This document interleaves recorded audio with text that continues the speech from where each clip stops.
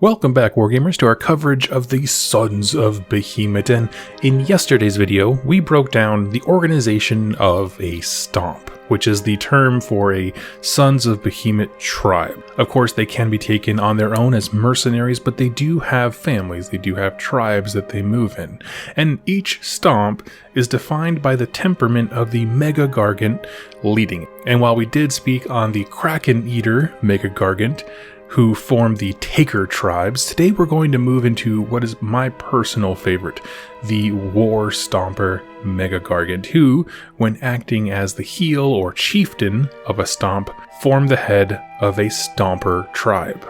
Now, unlike the Kraken Eater we explored yesterday, being a War Stomper is less about a season of life. Remember that the Kraken Eaters are somewhat more chill because they're, these grizzled and old veterans of the realms, remaining fiercely territorial over their coastal homes. They don't move a whole lot. They're very stationary, they're very stable. But in sharp contrast, the War Stompers are not defined by a stage of life, but instead by a passion for battle.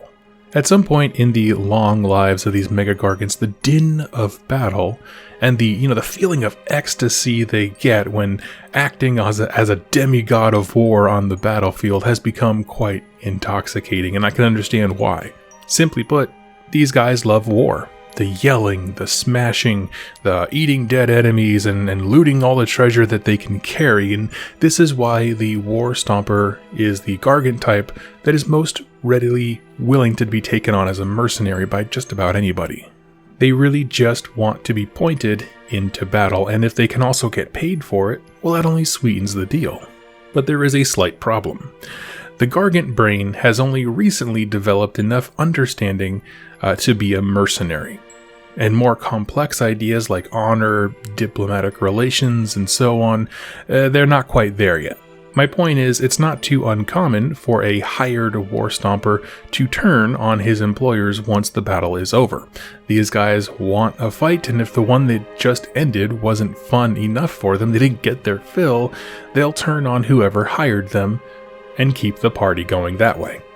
This makes them probably the last choice that a force of order would want to hire, because if you're looking at your slew of mercenaries, it's probably a lot safer to go with somebody else.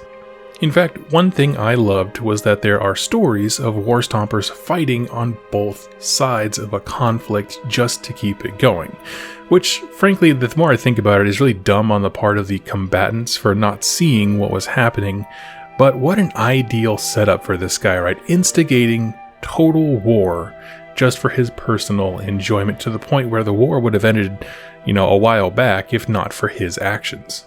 The constant life of looking for battle renders the War Stompers as a purely nomadic Gargant, spending their days looking for the next fight, tracking the footsteps of armies and titans, and of course this would apply to any tribe that they may lead. I imagine Stomper Tribes as, of course, highly nomadic, but decidedly formed of a warrior culture, based on martial prowess, big hunting trips, military campaigns, and so on. It would probably be reflected in their tattoos and piercings and things like that. Now, the last big note I want to mention here is that the warring lifestyle is why they make great allies for Chaos factions. And that makes sense, right? We love fighting, and the Chaos armies just rove around looking for things to conquer and fight. No one is expecting loyalty, right? In the Chaos army, everyone's trying to kill each other and stab each other in the back, so this is a relationship based on mutual interest and benefits. It can give a wandering tribe some direction, and they can stay or go at any time. But while the Stomp has a very surface-level relationship with the Chaos armies, the actual warriors of Chaos do not see this as a small thing, because when they see a Gargant in battle, to them, it's like the fist of corn was brought to the realms, or, the outrage of whatever Chaos God made manifest. To the units like, Marauders and Warriors and Knights, Mega-Gargants look like unreal demigods, living idols that stroll through the murder and mayhem of the realms. And this reverence actually works to the War Stompers' benefit. See, they think he is some gift from the Chaos Gods, and so he's all too happy to let them think that. as it means there's no shortage of praise, alcohol, food. They even let the forces of chaos mark their bodies with different icons and symbols of the chaos gods, whichever they think sent them. And at first, this sounds super innocent, right? He's like, what's the harm in letting them, fantasize a little bit? And they're just playing along. But in truth, very, very slowly, these Mega-Gargants are being changed, warped by the mutating power of chaos, to the point where some Gargants that have been in the service of the Dark Gods for some time are horribly mutated and altered into nearly unrecognizable beasts. Where the source of food and treasure for the Kraken Eaters is the ocean, it only makes sense that the War Stompers feel this way about the battlefield.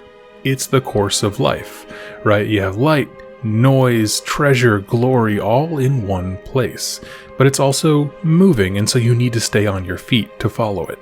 As of late, the War Stompers have found a great deal of enjoyment in their latest prey, which is, of course, the Stormcast Eternals. These Sigmarite-clad warriors are able to put up an extremely fun fight, and when you kill them, they arc up in beautiful and loud lightning displays. So it's a lot of fun. But you can see why the Stormcast Eternals might get the impression that these Gargants are somewhat controlled or owned by the Dark Gods. While some Gargants have been captured, corrupted or tortured or something like that, the War Stomper in particular is not necessarily like that. It's just as likely that he walked up on a battlefield between Chaos and Stormcast Eternals, got excited, and plowed right in. Seemingly on the side of Chaos, but they just really wanted to have a fun fight and a light show. And so backing up here towards the end, we're going to ask, why is this cool? What makes the Stomper Tribes specifically so cool? Well, one thing I like that they touched on, I was kind of curious about this with all of these Mega-Gargants that can work with other factions, like as mercenaries. So this obviously is the Mega-Gargant that can mercenary in with Chaos forces. However, I feel after reading the entry on him, he's not actually evil. And I actually really wanted to maintain that, because I want him to be a destruction unit that can go in a Chaos army. But this is what that looks like. I love fighting. Naturally, I will be drawn to people who are always fighting, but it doesn't come from that same dark, malevolent, I want to enslave and destroy, the nature of reality thing that all the Chaos armies do. And so there is a form of, innocence where I'm sure that they are terrifying in the battlefield, especially when they walk up with, a full Chaos army, but at the same time, they stand alone as being somewhat distinct from them. In addition to that, I love the idea of nomadic Gargants. One of the things I think about as I'm building an army is why would this army be in X place, right? So you can say that your army is from Guran, for example, but why would they leave? That's kind of a question we have a lot for Cities of Sigmar stuff, is okay, well, why is Hammerhall in this weird obscure place? And there's obviously reasons for that, but it's so much easier from a narrative perspective when you have a unit that lore-wise is constantly on the move. It gives them free reign to be anywhere at any time. And that's just kind of nice to me. One thing that is kind of stated clearly in their entry is that trophy collection is next level for these guys, because, this is how they accrue their goods. That's all over the battlefield. And so, whereas the Kraken Eater might be lucky enough to find, the remains of a wizard who was carrying some ancient artifact, these guys, the likeliness of finding a valuable weapon or something like that, or just rare metals, things like that nature, is much higher, because those are the things that the fighters that they are going against bring to the battlefield.